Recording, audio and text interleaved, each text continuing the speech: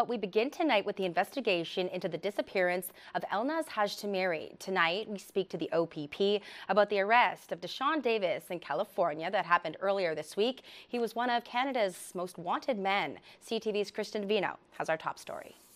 Just days after being placed on the U.S. Marshals 15 Most Wanted list, Deshawn Davis was apprehended in the small town of Redway, California on Monday, roughly 3.5 hours north of San Francisco.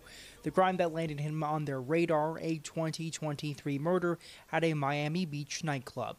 That was after Davis, who was added to Canada's Most Wanted list earlier this year, was charged in the 2022 kidnapping of Elnaz Hajtamiri. This is a big step in the direction of moving the investigation forward. Davis is alleged to be one of 3 men wearing fake police gear who forcibly took Hajtamiri from a Wasaga Beach home where she had gone into hiding following an assault and failed abduction attempt weeks prior in Richmond Hill. Hajtamiri's ex-boyfriend Mohammed Lilo also faces first-degree murder charges in her disappearance. Before Davis can be extradited to Canada, his matter south of the border has to be dealt with. We will be speaking with our Crown Attorney about the application process. This guy's a dangerous human being that should never see the light of day again. Former OPP Commissioner and CTV Public Safety Analyst Chris Lewis not holding back on a crime he calls horrendous, but says Davis's day in court might be far away. If he's convicted and sentenced to life, then he may not get back to Canada.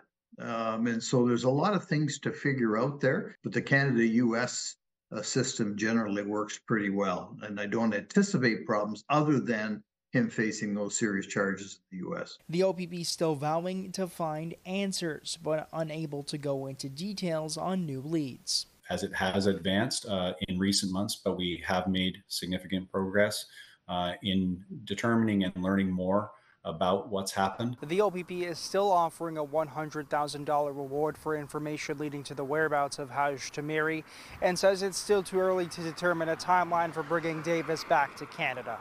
Christian Davino, CTV News, Barrie.